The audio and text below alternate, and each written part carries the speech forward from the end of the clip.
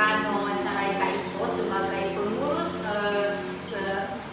UPT Golden Kids. Jadi di sini kita akan mewawancarai Kak Ivo mengenai apa aja nih yang dilaksanakan atau apapun yang diajarkan kepada anak-anak yang ada di Golden Kids ini. Sebelumnya Kak Ivo bisa jelasin nggak apa sih UPT Golden Kids itu? Oke, ya. UPT Golden Kids UKI ini adalah pusat pelayanan untuk anak berkebutuhan khusus, dan memang awalnya sebelum menjadi UPT Golden Kids ini adalah laboratorium dari bimbingan konseling seperti itu. Setelah itu kita menjadi UPT dan kita menjadi pusat pelayanan untuk anak-anak berkebutuhan khusus. Jadi pelayanan yang lebih konsennya bukan hanya kepada akademiknya saja, tetapi kepada non akademiknya. Contohnya kita mengembangkan bagaimana anak berkebutuhan khusus itu menjadi anak yang mandiri, karena itu kan menjadi poin yang sangat penting bagi anak yang berkebutuhan khusus. Bagaimana dia mampu mengurus dirinya sendiri dulu deh gitu. Jadi itulah UPT Golden Kids itu. Kalau boleh tahu ini UPT Golden Kids ini berdiri sejak kapan ya? Udah berapa tahun ada? Kalau berdirinya saya kurang tahu persis tahun berapa, karena saya juga masuk di Golden Kids ini ketika saya magang dulu waktu itu jadi mahasiswa. Saya dari Fakultas Ed-Kit, Prodi Pendidikan Agama Kristen. Saya ngajar di sini ketika saya semester 4 seperti itu. Jadi kayaknya berdirinya tahun 2011 kalau nggak salah ya. Iya. Awalnya memang didirikan penggeraknya Pak Roni dan Miss Melda pada saat itu. Iya. Kira-kira di sini ada berapa murid total sampai saat ini? Saat ini kita ada 10 muridnya. Iya, memang ada beberapa yang cuti, ada yang karena kemarin COVID ya, jadi karena nggak bisa belajar secara daring, jadi anaknya ya, banyak yang cuti, terus ada yang mereka mau mengikuti kegiatan yang di luar, jadinya off dulu di sini. Dan kalau sekarang yang aktif ada 10 orang. Nah kalau di sini tuh apa aja sih yang dilakukan? Apakah ada semacam kurikulum untuk membantu mereka ini, ataupun memang ada program dari UPT Golden Kids sendiri gitu? Ya, kalau kurikulumnya karena ini anak berkebutuhan khusus ya. Jadi kalau yang sekarang kan ada kurikulum merdeka. Nah kalau anak-anak ini pastinya nggak bisa nyambung kalau mengenai kurikulumnya seperti itu. Jadi kita menggunakan yang namanya PPI, Program Pembelajaran Individual. Jadi individu. Jadi di mana kita membuat PPI itu dengan satu anak satu PPI gitu. Kalau kurikulum merdeka itu kan dibuat untuk semua anak gitu kan merata. Tapi kalau di anak berkebutuhan khusus ini kita PPI namanya. Jadi per individu kita buatnya. Jadi kita lihat anak ini yang dibutuhkan apa gitu, yang menjadi kebutuhan dia. Misalkan kalau di pelajaran matematika, apa sih yang perlu anak ini dapatkan? Oh ternyata kalau matematika perlu mengenal mata uang. Ya udah kita konsen ajarkan ke anak ini mengenai mata uang supaya nanti kedepannya dia tahu bagaimana cara berbelanja atau melakukan transaksi seperti itu. Berarti lebih memfokuskan ke satu orang itu, Pak, melihat apa kelebihan atau kekurangannya. Iya betul. Seperti itu.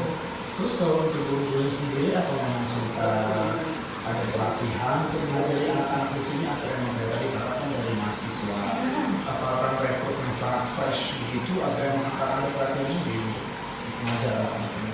Ya, pastinya untuk mengajar anak berkebutuhan khusus itu tidak mudah ya.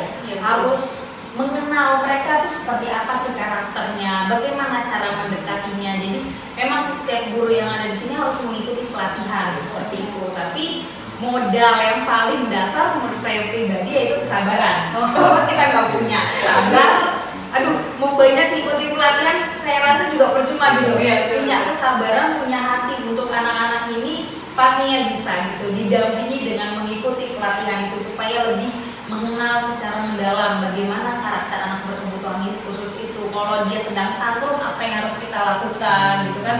Karena namanya juga khusus, jadi setiap anak meskipun dia di golongan autis, anak ini sama anak ini sama-sama autis nih, tapi cara penanganan itu berbeda gitu. Ada anak yang memang harus kita tegasin gitu, ada anak yang dia memang harus ngomongnya nggak boleh tinggi-tinggi nadanya. Nah itu kita harus mendalami itu gitu. Nah, tadi kan kakak menyinggung tentang tantrum gitu. Kita juga penasaran nih kak.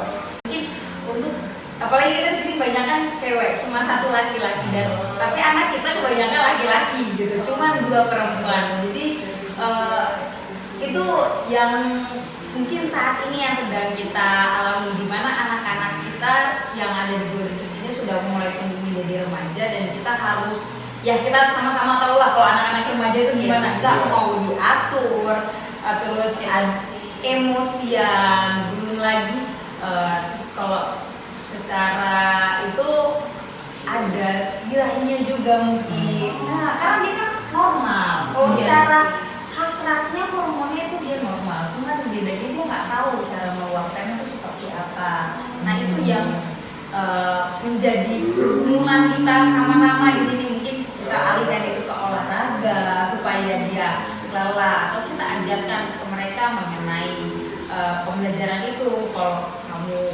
ingin melakukan itu ya di ruangan tertutup, atau dia mungkin selama ini kalau buka celana ya di depan umum nggak masalah. Mungkin kalau dia masih kecil, tapi kalau sekarang sudah besar, sudah remaja, kita harus ajar itu harus di kamar mandi. Itu memang nggak cuma sekali 2 kali kita harus bilang, mungkin berulang-ulang kali, berbulan-bulan kita ajarin sama mereka seperti itu. Alexi, Diva ada mau pertanyaan tambahan? Ya cukup. Siapa nih coba? Oke, mungkin terima kasih Kak untuk semua penjelasan dari awal sampai akhir. Terima kasih sudah bersedia juga diwawancarai. Jadi teman-teman, demikian dari kami, dari wawancara dari UPT Golden Kids UKI. Sekian dan terima kasih. Terima kasih. Dadah. Namaku siapa namanya?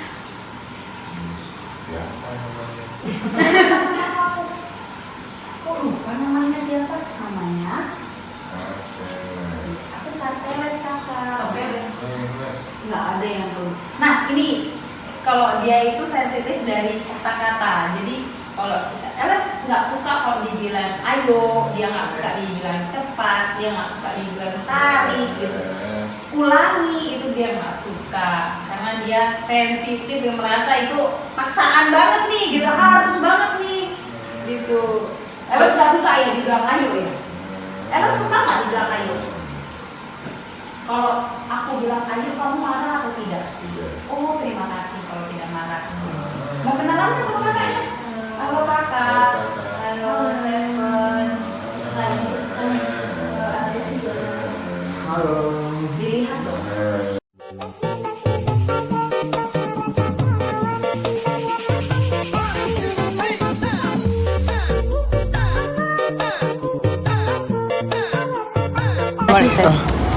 Dadah.